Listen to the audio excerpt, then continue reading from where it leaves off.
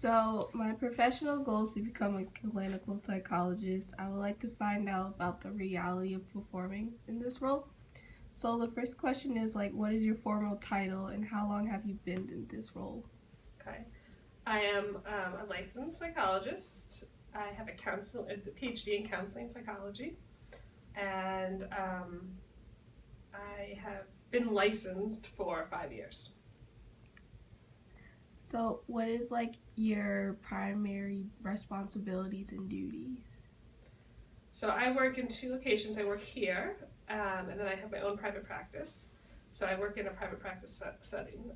My primary responsibility is to see patients and to treat them and make sure that they remain stable. It obviously changes with different presentations or diagnoses. I have to confer a lot with psychiatrists and sometimes other health practitioners, treatment plans, and how, the status of the patients. But in private practice, the primary responsibility is really just to see patients. I see them for about 45 minutes and, help treat their whatever, help them reach their goals. Can you please describe your daily activity and your daily environment? In work? Yeah. My daily activity here is a little bit, just a teeny bit different than my other location. But here I come in and I basically see patients from the minute I get here till the minute I leave.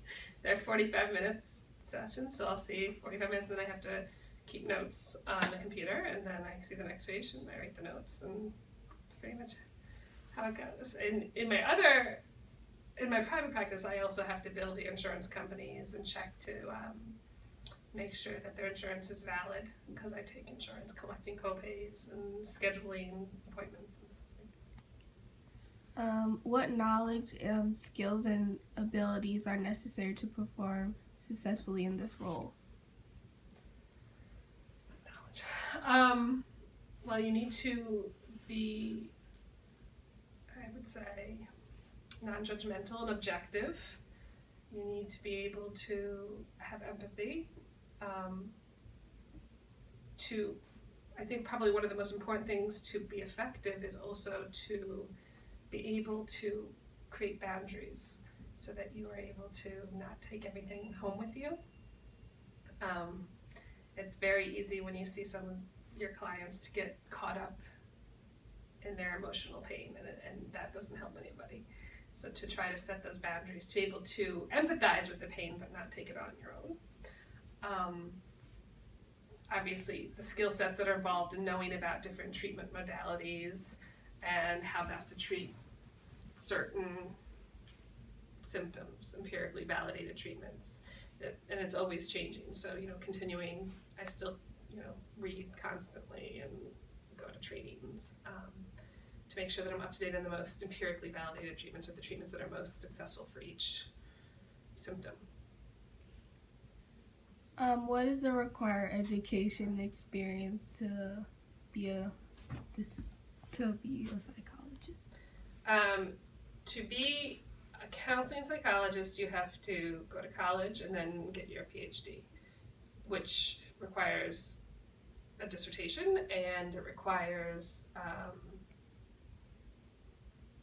a lot of one full year internship, and then you do externships while you're going to school. So you'll be taking classes, and then you'll be doing classes 2 or 3 times a week, and then working 2 or 3 times a week or in your field. Then once you complete your classwork, then you have to do the full-time internship, and then you have to do your dissertation. Or sometimes you do your dissertation before your internship. So there's a lot. And then once you finish all that, you have to have 2 years of supervised work, which you can then at that point get paid for. You can have a real job. It has to be supervised for 2 years before you can take your boards.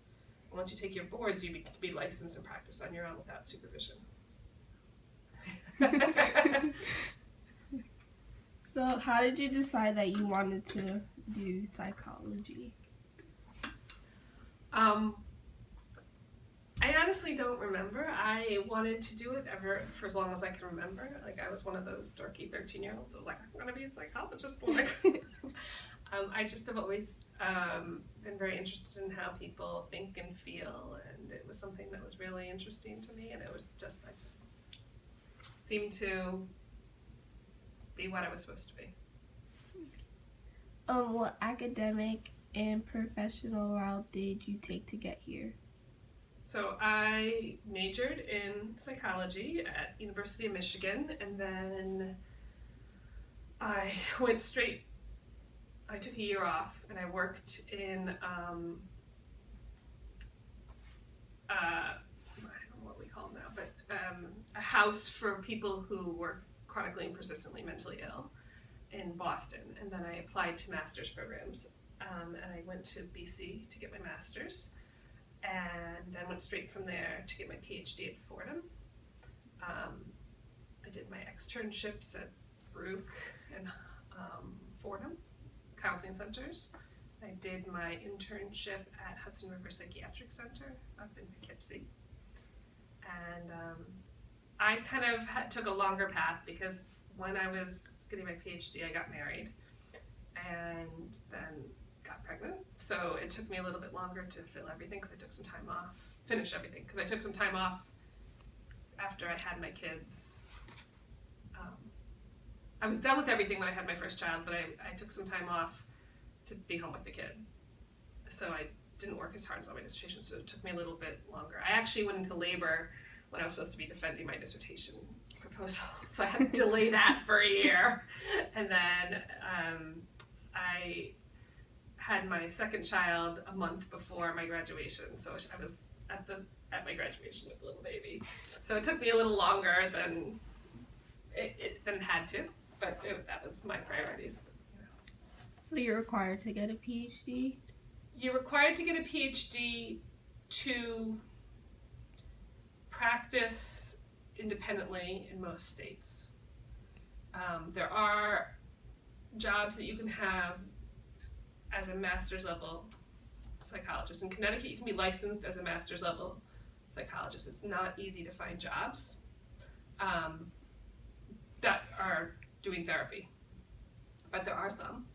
And there's other jobs you can do with a master's level. Like you can do a lot of social work jobs with a master's level. You can be a mental health technician. You can work in mental psychiatric wards of hospitals, but you can't do therapy or at the same level or bill for it. And lastly, if you had to do this all over again, would you change anything about your path that you took here? That's a good question.